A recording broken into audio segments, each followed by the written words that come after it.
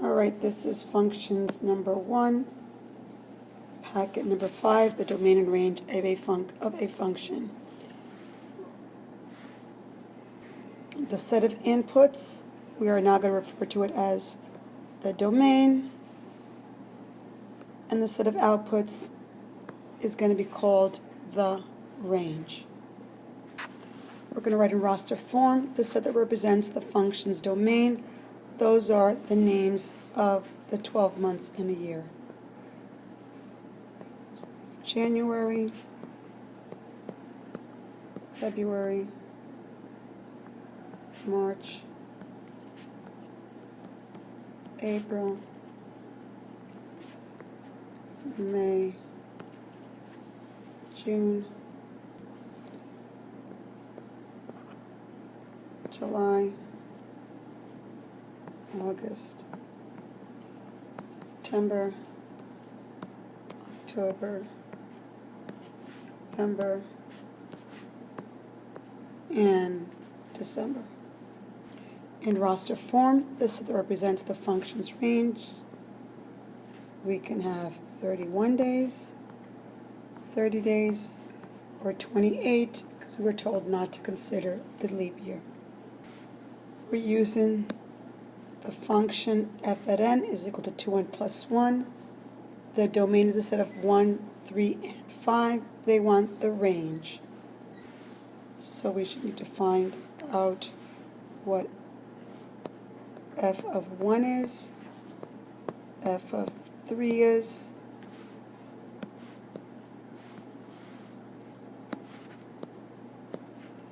as well as f of 5. You could do substitution, or you can use store. So f of 1 is going to be 3, f of 3 is going to be 7, and f of 5 is going to be 11. We're going to input those values in our mapping. So domain 1, 3, 5 produces the range 3, 7, 11. We have the graph of y is equal to g dx. We don't have an equation, but we do have a graph. First, we're going to draw a rectangle around the max and mins of our y values as well as our x values.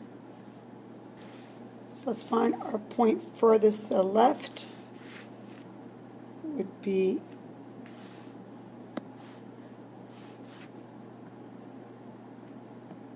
here. Furthest to the right would be that x value, our smallest y value, and our greatest y value. So we're going to draw a rectangle around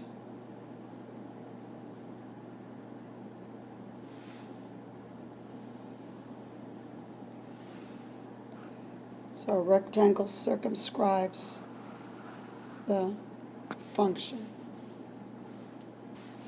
So our minimum x value, called x min, on our graph is -3.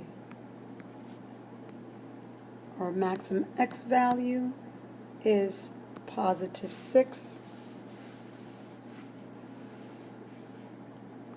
Our minimum y value is -5. Our maximum y value is 4. So our domain in set builder notation is x such that x is less than or equal to 6 and greater than or equal to -3. Our range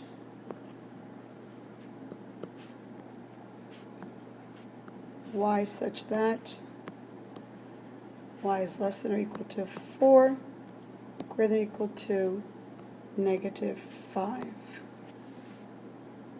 If we were to use interval notation for our domain, we do a bracket, negative 3 to 6 bracket, and for our range, negative 5 to positive 4. Our values always go from least to greatest. So we want to determine, in interval notation, the domain and range of our function sketched below, which is x squared minus 2x minus 1. First, let's consider the domain. If you notice, there are arrows, so that means our function continues. So that continues, continues, and continues. So our domain keeps going to the left and to the right. So our domain is going from negative infinity to positive infinity. However, our range starts there. So all our values of our y values are greater than or equal to negative 4, which in interval notation means my function starts at negative 4, the range values, and it keeps going and going to infinity. So that'll make a choice number 3. Sometimes there are restrictions placed on our domain, which means not all values of x will be considered. If you put this function into your y1 and you go to your table, you'll see the table on the right.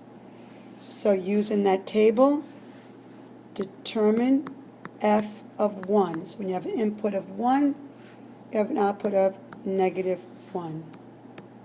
When you have an input of 6, you have an output of 6.5. You see that there's an error for x is equal to 4.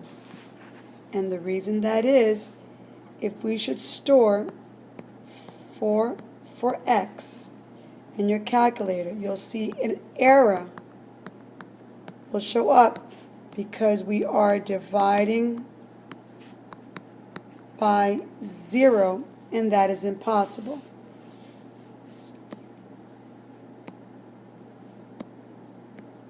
Because that'll make that 4 minus 4 equal to 0, and you cannot divide by 0.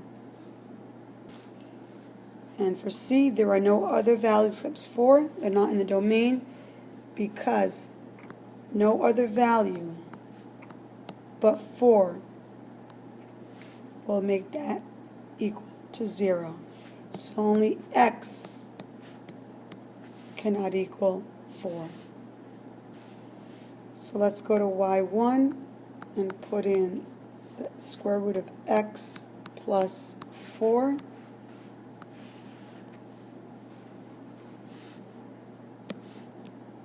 And actually, you're going to see a graph